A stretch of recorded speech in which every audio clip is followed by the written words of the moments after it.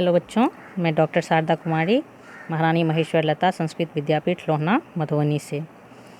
बच्चों, कल हमने शास्त्री द्वितीय खंड के लिए जो टॉपिक प्रारंभ किया था उसी को आज जारी रखेंगे।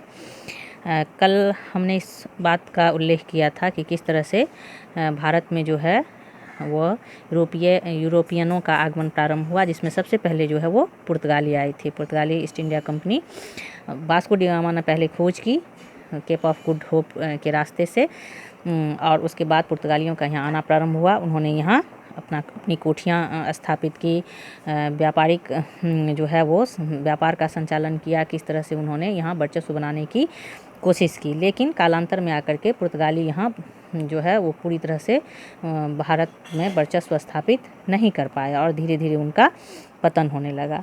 आज हम इसी क्रम में डचों के आगमन के बारे में प्रकाश डालेंगे।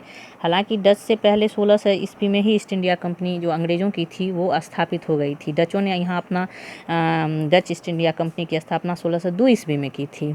लेकिन हम पहले डच को पढ़ लेते हैं। और चूँकि अंग्रेज़ और फ्रांसीसियों के बीच जो है वो वर्चस्व की लड़ाई जो है वो छिड़ी, और कालांतर में यहाँ अंग्रेज़ ही टिके रहे। तो हम डच पे पहले प्रकाश डाल लेते हैं, डच के बारे में जान लेते हैं। 1596 ईस्वी में सबसे पहले भारत आने वाला जो प्रथम डच नागरिक था वो कार्नेलिस डे हस्तमान था। और डचों का जो है सो फिर धीरे धीरे यहाँ आगमन प्रारंभ होता है। वो पहला व्यक्ति था जो भारत आया था। दक्षिण पूर्व एशिया के मसाला बाज़ारों में डच जो है वो सीधा प्रवेश प्राप्त करना चाहते थे, और यही उनका महत्वपूर्ण उद्देश्य था। डच लोग वो हॉलैंड के निवासी थे, और हमने बता दिया है कि 1602 ईस्वी में डच ईस्ट इंडिया कंपनी की स्थापना हुई थी।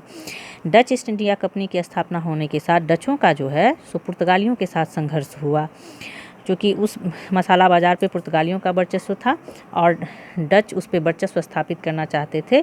इसीलिए दोनों के बीच जो है वो संघर्ष का प्रारंभ होता है, और धीरे धीरे डचों ने भारत के सभी महत्वपूर्ण मसाला उत्पादन के क्षेत्रों पर जो है वो कब्जा कर लिया और पुर्तगालियों की शक्ति को कमज़ोर कर दिया।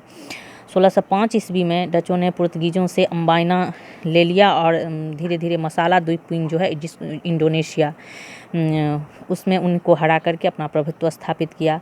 जकार्ता जीतकर 1619 ईस्वी में जो है उसके खंडहरों पर बैटिविया नामक नगर जो है वो बसाया।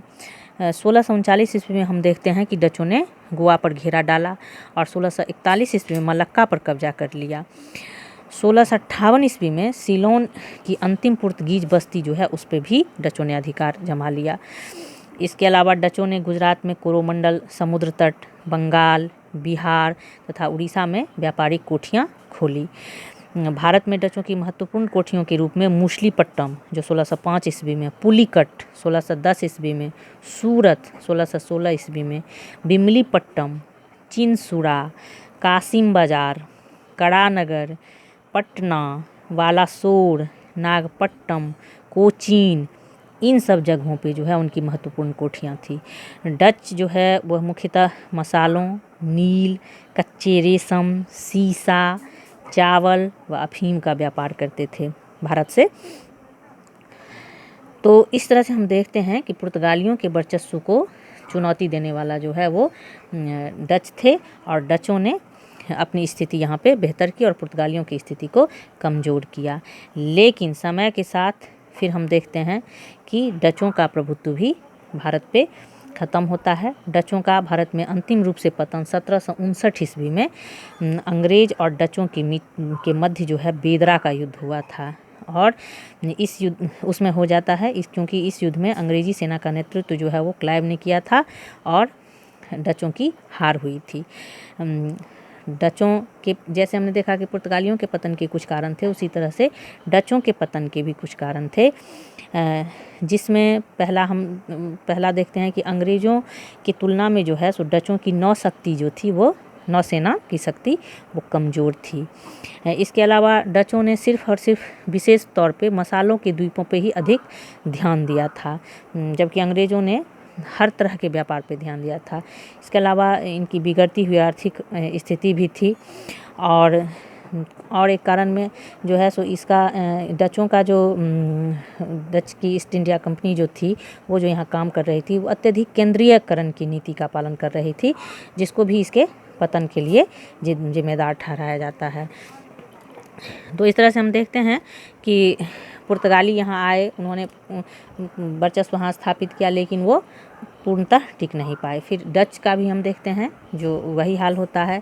अब अगले पाठ्यक्रम में हम देखेंगे कि किस तरह से फ्रांसीसी यहाँ आए और फ्रांसीसी ने बहुत हद तक जो है यहाँ वर्चस्व स्थापित किया, और अंग्रेज भी आए।